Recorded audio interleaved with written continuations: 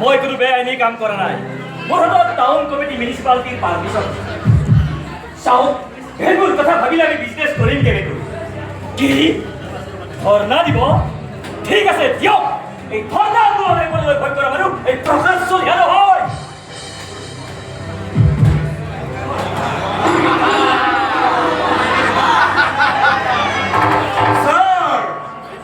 আৰে ৰাহুল, আহা মই তোমাক এইমাত্ৰ কল কৰিম বুলি ভাবিছিলোঁৱে।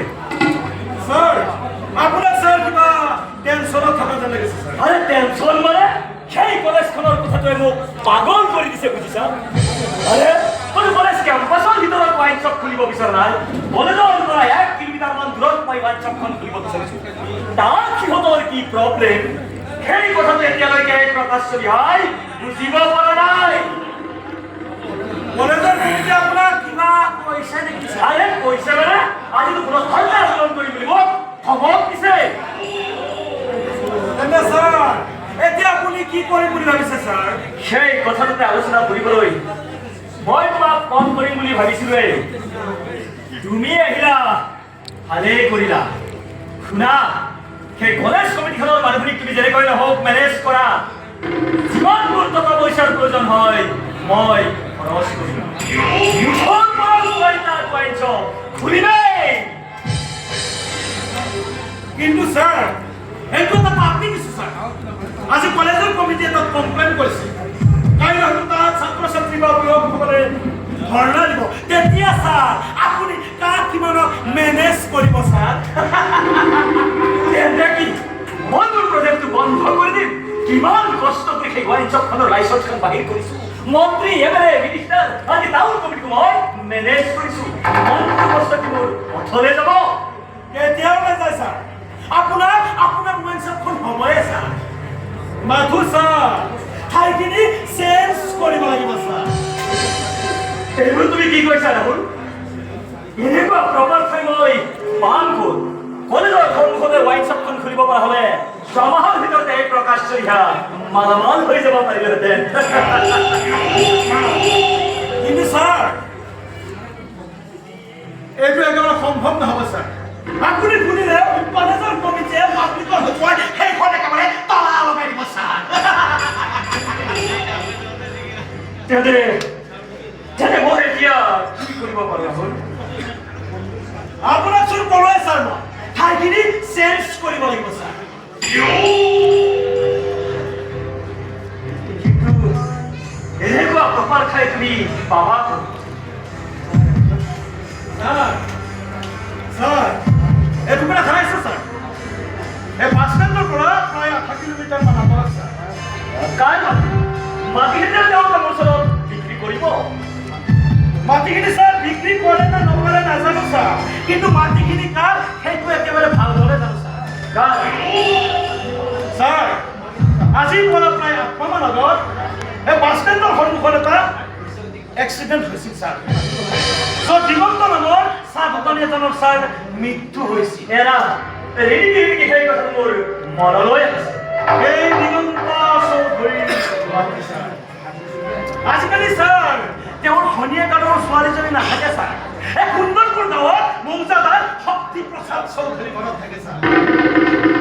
মানে স্যাৰ দিগন্তৰ দেউতাকৰ ঘৰ। কিন্তু তুমি ইমানবোৰ খবৰ কেনেকৈ ৰাখিলা ৰাহুল?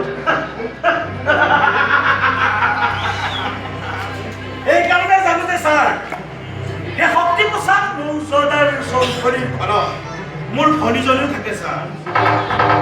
মানে স্যাৰ চৌধুৰী দ্বিতীয় সন্তান নিভাস মোৰ ভনীজনীক বিয়া কৰাইছে স্যাৰ।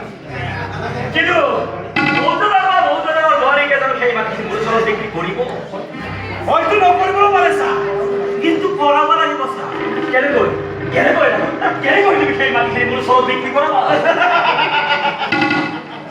খেল স্যাৰ, খেল এখন খেলিব লাগিব স্যাৰ। মই স্যাৰ খেলিম, এনেকুৱা এখন খেল খেলিম নহয় স্যাৰ।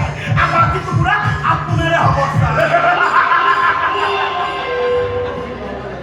কিন্তু স্যাৰ ইয়াত এটা চৰ্ত আছে স্যাৰ। চৰ্ত? এনেকুৱা তুমি কি চৰ্ত ৰাখিবা ৰাহুল? তুমি আকৌ কি চৰ্ত বিচাৰিছা? ৱাইন শ্বপখন একেবাৰে 50-50।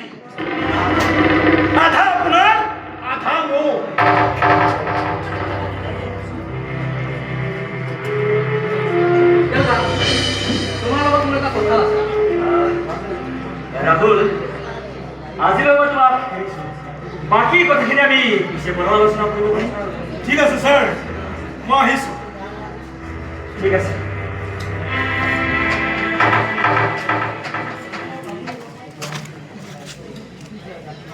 কোৱাচোন পৰাগ মোৰ লগত তোমাৰ এনেকুৱা কি কথা আছে দেউতা মই বোলো কি শুনিছো তুমি বোলে এছপি কলেজৰ সন্মুখত এখন ৱাইন শ্বপ খুলিবা লাইচেন্স এখন পাইছো যেতিয়া ৱাইন শ্বপ এখন খুলিম বুলি ভাবিছো কিন্তু দেউতা তুমি জানানে ইয়াৰ বাবে কিমান ল'ৰা ছোৱালীৰ জীৱন ধ্বংস হ'ব পাৰে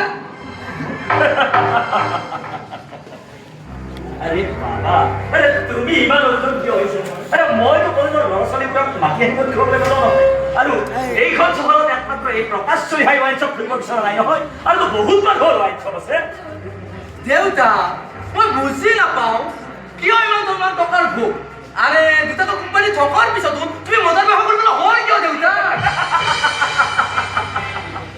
কেনেকৈ বুজিবা বাবা কেনেকৈ বুজিবা আৰে টকাৰ মূল্য জানিলেহে বুজিলেহেঁতেন আজিৰ সমাজত ভালদৰে চলিবলৈ হ'লে টকা লাগিব বুজিছা টকা আৰে আত্মসন্মান সুন্দৰী মাৰি চলিব নোৱাৰিব দৰকাৰ হ'লে নিজৰ মান সন্মান বিসৰ্জন দিব হয় চোৱা দেউতা এই বিষয়টোক লৈ সকলোৱে যদি তোমাক সমালোচনা কৰিছে আৰু যদি ধৰ্ণা কৰিব আন্দোলন কৰিব তেতিয়া আপুনি কি কৰিব আৰে কৰক না এই ধৰ্ণা আন্দোলনৰ অপেক্ষা মানুহ এই প্ৰকাশ চলিহা নহয় সময়ত দেখিব এই সকলোবোৰ ফুটুকাৰ ফেন হৈ ওপৰলৈ উৰি যাব দেউতা তেতিয়া ময়ো তোমাক এটা কথা কওঁ তুমি যদি ৱাইন শ্বপ খোলাৰ সিদ্ধান্তটো বাদ দি দিয়া সেইখন তলা লগাবলৈ বা বন্ধ কৰিবলৈ প্ৰথম ময়ে যাম কথাষাৰ তুমি মনত ৰাখিবা দেউতা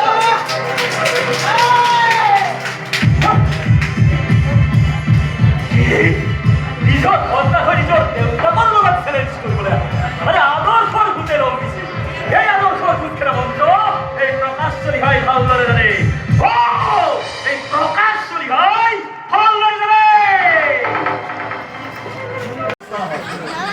হয় নেকি কেতিয়া নম্ৰতা আহিছে হয় হয় একেবাৰে ভাইনে নিশ্চয় নিশ্চয় একেবাৰে ভাইনে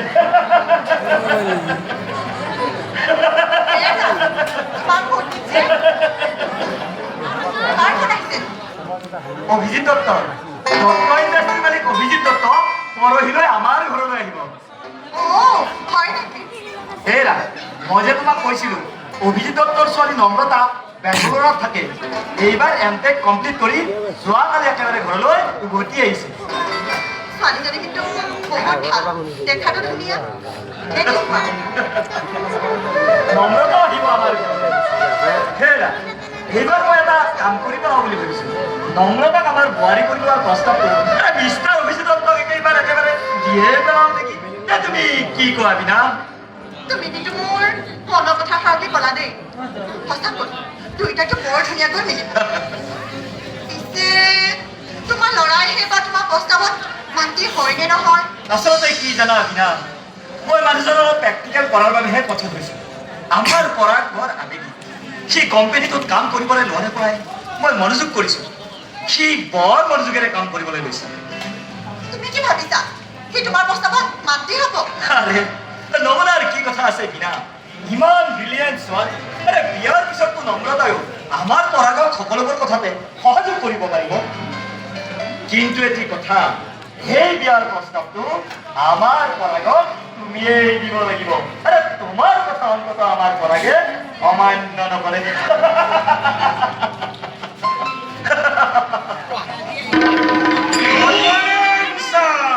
আৰে ৰাহুল মই তোমাৰ কথাই চিন্তা কৰি আছো কিবা গুৰুত্বপূৰ্ণ আলোচনা চলিছে তেন্তে ছাৰ এৰা এটা বৰ ডাঙৰ গুৰুত্বপূৰ্ণ আলোচনাই চলি আছে পিছে এতিয়া থাকক সময়ত সকলোবোৰ কথা ঠিক আছে ছাৰ বাৰু তোমালোকে কথা পাতা মই তোমালোকৰ কাৰণে সহজ কৰিম যোৱা সোনকালে লৈ আহিবা যোৱা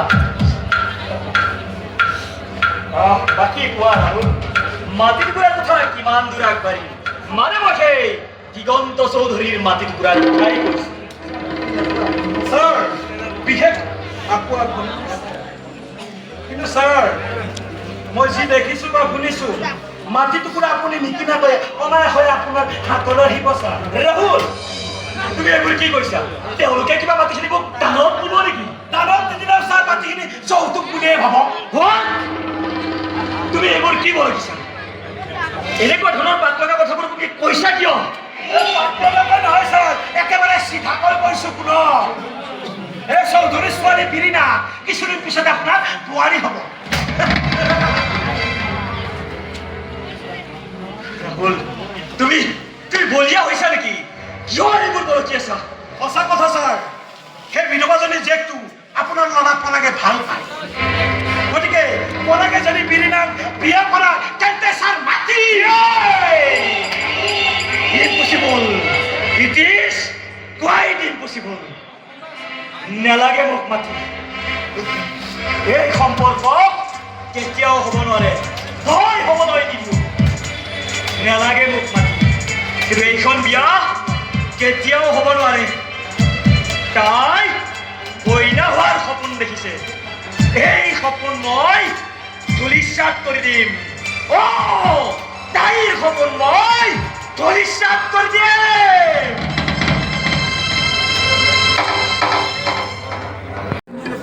এই খবৰ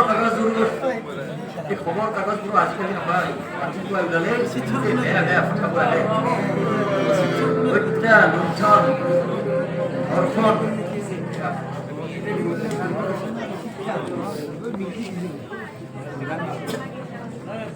দেউতা মই এটা সিদ্ধান্ত লৈছো সিদ্ধান্ত এনেকুৱা তুমি কি সিদ্ধান্ত লৈছা পৰাগ মই আৰু এখন ঘৰত নাথাকো দেউতা তুমি কি পাগল হৈছা নেকি এজনী হঠাৎ চেতনে ঘৰখন এৰি যাব লৈছা এই কথাষাৰ ক'বলৈ তোমাৰ অলপো লাজ নালাগিল কিন্তু বিৰিণা বোৱাৰী মৰত তোমালোকৰ আপত্তি কি হয় দেউতা এই কাৰণে আপত্তি কৰিছো যে তাই এগৰাকী ষ্টেণ্ডাৰ্ডলেছ ফেমিলিৰ ছোৱালী ফুটপাথৰ দোকানী এজনৰ ছোৱালীয়ে কেতিয়াও এই চলিহা বংশৰ বোৱাৰী হ'ব নোৱাৰে ঠিক আছে দেউতা তুমি তোমাৰ ঘৰখনৰ ষ্টেণ্ডাৰ্ড মেইনটেইন কৰি থাকা যিখন ঘৰত মই হ'বলগীয়া পত্ৰিকা আনিব নোৱাৰো সেইখন ঘৰত মই নাথাকো দেউতা বুজোৱা তাক কি ভুল কৰিবলৈ ওলাইছে এজনী সাধাৰণ ছোৱালী তুমি এৰিব নোৱাৰা অথচ নিজৰ ঘৰখন এৰি যাব লৈছা ইয়াৰ বাবে তোমাক যেন ডাঙৰ দীঘল কৰিছিল নকৰিলে মোক ক্ষমা কৰিব মা আমাৰ বংশ মান মৰ্যাদা ধন অচন্ততকৈ জানো মোৰ জীৱনৰ দুখৰ মূল্য কম মা মোৰ খুব কামনা কৰা হ'লে তোমালোকে এইখনতে সম্পত্তি দিলাহেঁতেন মা আৰে কি ক'লা তুমি আমি তোমাৰ সুখ কামনা নকৰো তোমাৰ সুখ কামনা কৰিয়ে সেই ছোৱালীজনীৰ লগত তোমাৰ বিয়া কেঞ্চেল কৰাইছো কাৰণ মই জানো সেই ছোৱালীজনীক লৈ তুমি কেতিয়াও সুখী হ'বই নোৱাৰা তুমি হ'ব পাৰো নে নোৱাৰো সেয়া সময়ে ক'ব দেউতা এই ছোৱালীজনীক মই কথা দিছিলো দেউতা গতিকে মই মোৰ প্ৰতিশ্ৰুতি কেতিয়াও ভংগ নকৰো এয়া মোৰ শেষ সিদ্ধান্ত কি ক'লা তোমাৰ শেষ সিদ্ধান্ত ঠিক আছে তোমাৰ শেষ সিদ্ধান্ত মই শুনিলো এতিয়া মোৰো শেষ সিদ্ধান্ত শুনি লোৱা আমাৰ কথা অমান্য কৰি যদি তুমি এইটো পৰিয়ালৰ পৰা ওলাই যোৱা তেন্তে জানি থোৱা এই চলিহা বংশৰ এটা ফুটা কৰিও তুমি নোপোৱা একো নালাগে দেউতা মই নিজে উপাৰ্জন কৰি প্ৰত্যেক পোপাল দিয়া সামৰ্থ্য মোৰ আছে তুমি আমাৰ মুখ্য তৰ্ক কৰিছা আমাৰ লগত তুমি তৰ্ক কৰিলে তোমাৰ অলপো বেয়া লগা নাইনে সেয়াই নেকি তোমাৰ শিক্ষাৰ মূল্য সকলো গাৰ্জেনে ভাবে তেওঁলোকৰ সন্তানে উপযুক্ত হৈ ঘৰ চম্ভালিব বৃদ্ধ বয়সত নিজৰ মাক দেউতাকক শুশ্ৰূষা কৰিব কিন্তু তুমি হেৰা আৰে পাগল হয়েছে কি পাগল হয়েছে সেয়ে তাৰ মন মগজু একেবাৰে ক্ষুণ্ণ হয়ে পড়েছে এই ছোৱালীজনীৰ চুৰতল বিখুৰি ফুৰি কি আমাৰ প্ৰতি থকা দায়িত্বখিনিতো পাহৰিছে শ্ৰদ্ধা ভক্তি মৰম ভাল পোৱা এই সকলোবোৰ পাহৰি গৈছে নহ'লে তুমি আরে মনে মনে থাকা নেমাতিবা তুমি মোক দেউতা কি বুলি ভাবি চাব তোমাৰ সিদ্ধান্তত আমি অবাক হৈ যাম তোমাক হেৰুৱাৰ ভয়ত দুৰ্বল হৈ যাম কেতিয়াও নাযাওঁ কিয় নকওঁ আৰে নাথাকো মনে মনে কিয় মনে মনে থাকে সি এজনী সাধাৰণ ছোৱালীৰ বাবে আৰে মোৰ লগত তৰ্ক কৰিব পৰা হ'ল চেলেঞ্জ কৰিব পৰা হ'ল তাকো নিজৰ জন্মদাতা পিতৃৰ লগত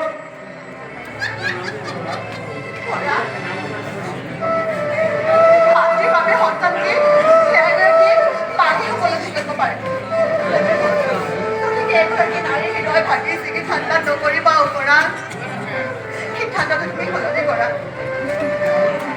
কিন্তু তোমালোকেতো সিদ্ধান্তটো সলনি নকৰা মা মই এই ছোৱালীজনীক কথা দিছোঁ মা মই তাইৰ বাহিৰে মই তাইৰ লগত বিয়া কৰিব নোৱাৰো মা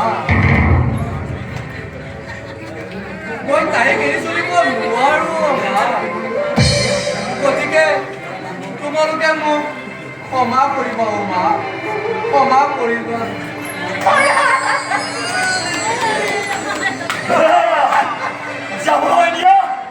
যাবলৈ দিয়া তাক ভাবিব সি আমাৰ সন্তানেই নাছিল সি আমাৰ নিজৰ সন্তান নহ'লে এনেকৈ নিজৰ জন্মদাতা পিতৃ মাতৃক এৰি কেতিয়াও আঁতৰি নগ'লহেঁতেন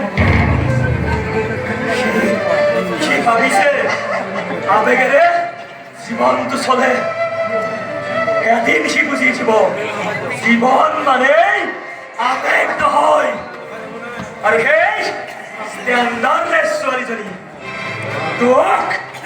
তোক মই সোধাই নেৰো ময়ো প্ৰকাশ চলিহা হয় ময়ো প্ৰকাশ চলিহা হয়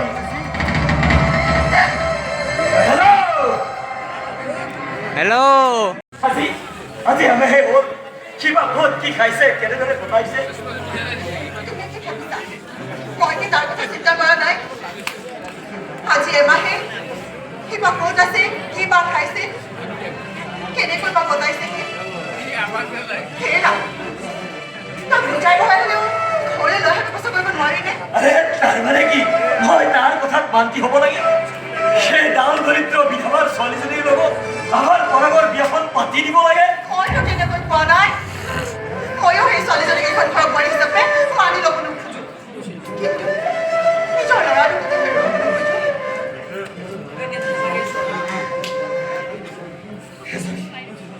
এজনী সাধাৰণ ছোৱালীৰ বাবে সি নিজৰ ঘৰখন ত্যাগ কৰি এনেকৈ বুলি মই কাহানিও কল্পনাই কৰিব পৰা নাছিল মই কাহানিও কল্পনাই কৰিব পৰা নাছিল হেৰা সেইবাৰো সঁচাকৈ আমাৰ ছোৱালীটোৰ বাবে ত্যাগ কৰিব নেকি আচলতে সেই ছোৱালীজনীয়ে তাক আমাৰ মাজৰ পৰা সেই ছোৱালীজনীয়ে আমাক তাৰ মাজৰ পৰা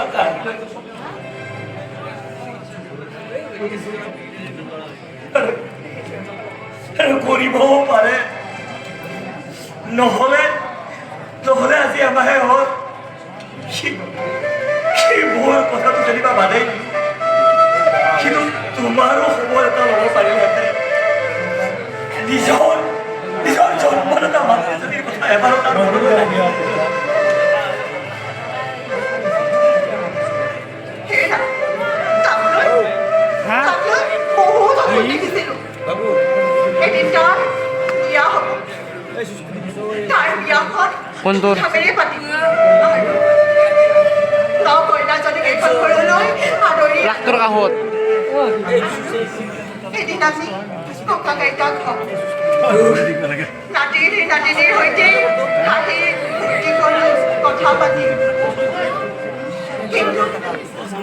কিন্তু এই সকলোবিলাক সপোন হৈয়ে ৰ'ল দুখ নকৰিবা মীনা সেই সকলোবোৰ আমাৰ কপালৰ দুখ আৰু ভাগ্যৰ দুখ কপালৰ দুখ নহ'লে জানো ভাগ্যৰ দুখ নহ'লে জানো নিজৰ সন্তান এনেকৈ পিতৃ মাতৃ এৰি আঁতৰি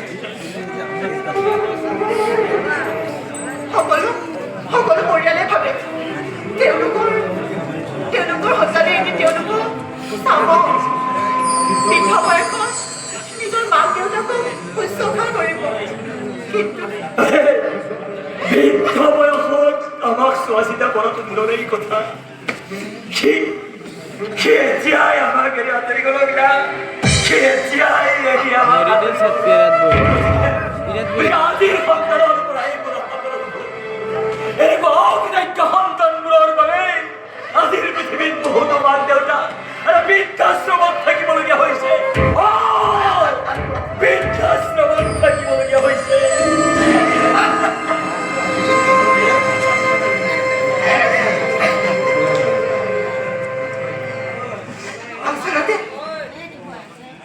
আচলতে আজিকালি সন্তানবিলাকে ভাবে আমি আমি অভিভাৱকৰ সিহঁতৰ কথা চিন্তা নকৰোঁ সিহঁতৰ হ'ব কামনা নকৰোঁ